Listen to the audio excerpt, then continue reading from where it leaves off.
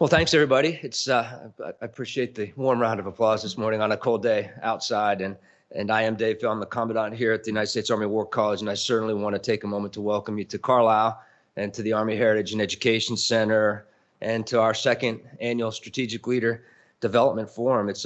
I very much enjoyed participating last year and seeing the rich discussion that was taking place in the plenary sessions and in the A and B panels and all the discussions that took place around this event last year. And I think it's one of four key forums or conferences that we'll look to continue to host here and sponsor to get after key threads within our development of strategic leaders at the Army War College. And I understand it's hard to judge from looking at the room that we got some resident students in here. Good. One. We'll maybe get some more coming around. Gold star for you today on the, yeah. Is that because we enlisted you to make slides go on? No. Okay. Hey, listen, we do hope to see some students over here this week. And but excluding resident students, we have just over 100 registered participants for this event, and we expect on the order of 66 or so of those to be in person here. And I know traveling to Carlisle in the winter can be difficult. We all battle to stay healthy this time of year. It's a busy time in academic schedules or at academic institutions beyond the War College and certainly at other institutions around the country. So for all of you that made the effort to be here or to join us remotely, I certainly thank you. And I definitely appreciate the diverse range of practitioners and scholars from inside and outside the broader defense enterprise that are part of this particular forum. And to my mind, that diversity results in at least two demands for us here this week. First, and that is for those of us in uniform to temper our use of arcane acronyms that scaffold our kind of daily communication at a place like the Army War College. And we certainly, I think, have the luxury of long-form conversation over the next 2 days. So let's make use of that. And for those of us in the room that are not part of the United States Army, the defense education enterprise, I hope that we do that to good effect.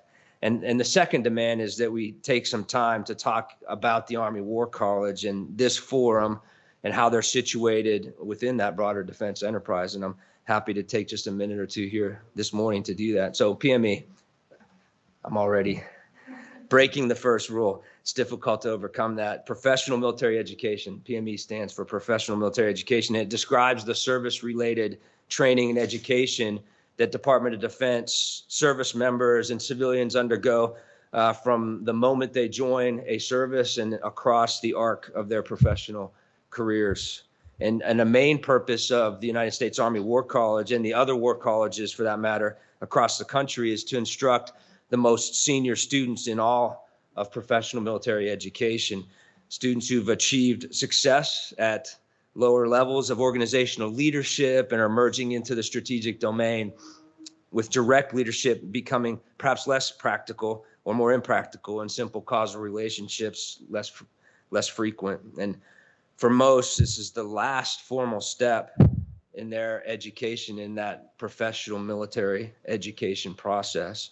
And so at this final stage, professional military education, the military leadership's vision is to develop strategically thinking warfighters who can work across service lines, think critically and creatively, apply military power to inform national strategy, conduct globally integrated operations, and fight under conditions of disruptive change. Those aren't my words. Those are the words taken directly from the chairman of the Joint Chiefs of Staff vision for professional military education and talent management issued in 2019.